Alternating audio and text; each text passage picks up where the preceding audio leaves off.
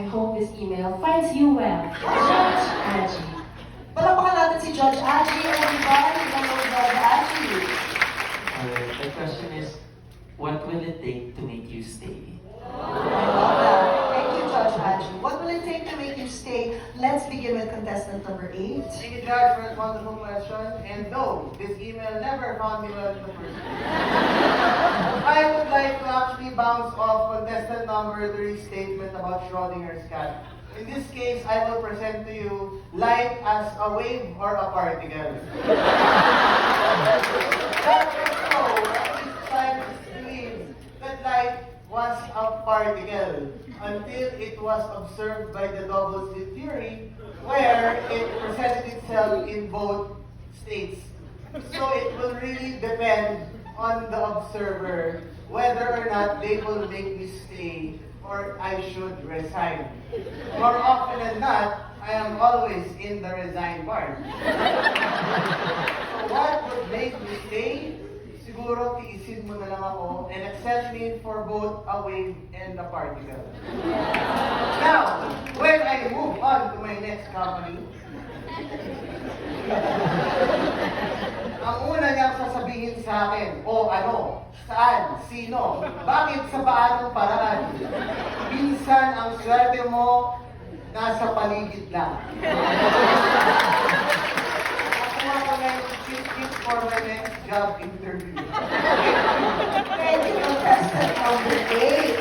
Same question, contestant number 3. So, I would like to tell you a story of the time when I tried to stay in an office that did not want me.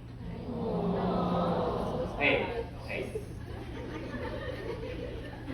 I read in the bulletin board, it was Thursday, July 8, 2018. It said, sasaya ka rin. Dalhin ang nakaraan, pwede mong bitawan yan.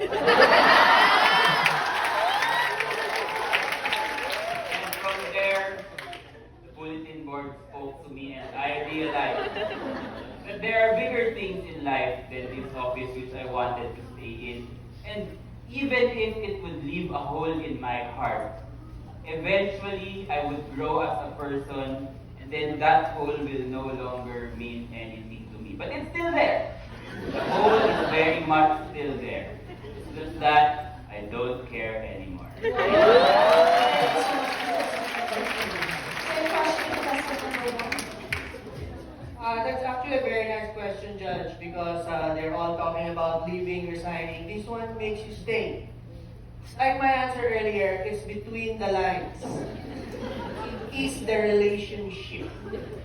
Between the lines of your letter is always the relationship. Establish it with the people in your office. Join the pizza treat. Join them. When they have pancit, you join. For example, you know that your boss plays the violin. You play the violin. You bring it to the office and have him teach you the violin. That is based on a real experience that I had. The name of that person shall be Anonymous because he was very close to me. He would bring a violin because he wanted the boss to teach him violin. And he got all sorts of chismes from his co-workers. Oh, sip-sip ka talaga, sip-sip. But it did not faze him because he wanted the relationship. Because he believes that aray nako. Ay sakit naman ang ginawa mo. In relationships, there is hurt. Thank you so much, contestant number 1. Now, Angelica, who is our chairman of the Board of Judges?